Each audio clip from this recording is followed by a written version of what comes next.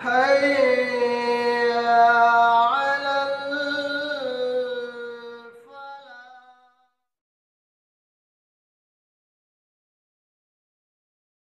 بسم الله والصلاة والسلام على رسول الله وبعد. عن أبي ابن خالد ومسعر والبختري بن المختار سمعوه من أبي بكر ابن عمارة بن رويبة عن أبيه قال سمعت رسول الله صلى الله عليه وسلم يقول لن يلج النار أحد صلى قبل طلوع الشمس وقبل غروبها يعني الفجر والعصر. فقال له رجل من أهل البصرة أنت سمعت هذا من رسول الله صلى الله عليه وسلم؟ قال نعم. قال الرجل وأنا أشهد أني سمعته من رسول الله صلى الله عليه وسلم سمعته أذناي ووعاه قلبي. رواه مسلم. امام مسلم رحمۃ اللہ علیہ نے اپنی کتاب صحیح مسلم کے اندر اس روایت کو نقل فرمایا. حدیث کے راوی عمارہ ابن رویبہ الثقفی رضی اللہ عنہ فرماتے ہیں کہ میں نے اللہ کے رسول صلی اللہ علیہ وسلم کو یہ فرماتے ہوئے سنا کہ جس نے نماز فجر اور نماز عصر کی پابندی کر لی وہ ہرگز جہنم میں داخل نہیں ہوگا.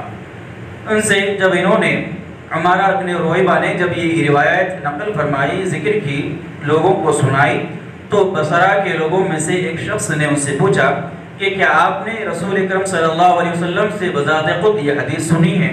صحابی نے جواب دیا کہ ہاں. اس شخص نے کہا کہ میں نے بھی رسول اکرم صلی اللہ علیہ وسلم سے اس حدیث کو اپنے کانوں سے سنا اور میرے دل نے اس حدیث کو اللہ کے نبی صلی اللہ علیہ وسلم کی اس بات کو یاد رکھا ہے. اس روایت کے اندر اللہ کے نبی صلی اللہ علیہ وسلم نے دو نمازوں کی حفاظت کرنے والے کے لیے ایک بڑی عظیم خوشخبری اور بشارت سنائی ہے. اللہ کے نبی نے فرمایا کہ جو آدمی فجر کی نماز اور عصر کی نماز کی پابندی کرے گا پابندی سے ان دو نمازوں کو پڑھے گا اور ان دو نمازوں کو کبھی ضائع نہیں کرے گا. اللہ کے نبی صلی اللہ علیہ وسلم نے اس کے لیے بیان فرمایا کہ وہ آدمی ہرگز کبھی بھی جہنم کی آگ میں داخل نہیں ہوگا. اللہ رب العالمین اس کو جہنم کی آگ سے محفوظ کرے گا بچائے گا کہ جو شخص فجر کا پابند ہوگا اور عصر کی نماز کا پابند ہوگا. عام طور پر یہ دونوں نمازیں نیند کے اوقات کی نمازیں ہوتی ہیں. فجر کا وقت ہم جانتے ہیں کہ آدمی فجر کے وقت پر نیند میں ہوتا ہے اور فجر کے وقت پر زیادہ شیطان غلبہ ڈالتا ہے نیند کا. لہذا شیطانی اس غلبے کو قربان کر کے نفسانی خواہشات کو مار کے اللہ رب العالمین کو راضی کرنے کے لیے اللہ کی رضا کے لیے اپنی نیند کو قربان کر کے اٹھ کر وضو کرنا وضو کر کے نماز میں مسجد میں حاضر ہونا یہ ایک قربانی ہے اور یہ نفس کے ساتھ مجاہدہ ہے. اسی لیے اللہ کے رسول صلی اللہ علیہ وسلم نے فجر کی نماز کی اتنی عظمت اور فضیلت بیان فرمائی ہے. اسی طریقے سے عصر کی نماز کا بھی معاملہ ہے. خاص طور پر عربوں کے اندر ظہر کی نماز کے بعد کھانا کھانے کے بعد قیلولہ کا معمول تھا.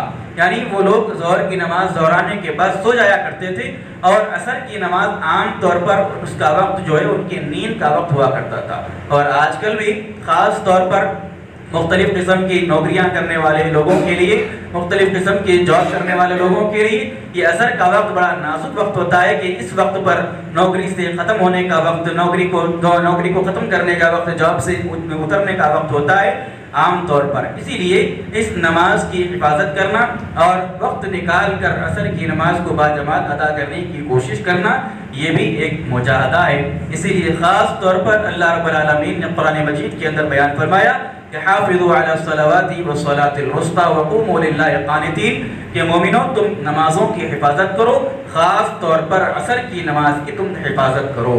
لہذا فجر اور عصر کی نماز کو جو آدمی اس کی حفاظت کرے گا باجماعت مسجد میں آ کر ان دونوں نمازوں کو پڑھنے کی کوشش کرے گا اللہ کے نبی صلی اللہ علیہ وسلم نے بڑی عظیم خوشخبری اور بشارت سنائی کہ رب العالمین اس کو جہنم کی آگ سے محفوظ کرے گا. یہ آدمی کی سب سے بڑی کامیابی ہے کہ آدمی جہنم کی آگ سے اپنے آپ کو بچا لے. لہذا ویسے تو 5 وقتوں کی نمازوں کی پابندی ہر مومن پر مسلمان پر لازم اور فرض ہے لیکن خاص طور پر اپنے آپ کو جہنم سے بچانے کے لیے ان 2 نمازوں کا باجماعت اہتمام کرنا ہر مومن کے لیے لازم اور ضروری ہے۔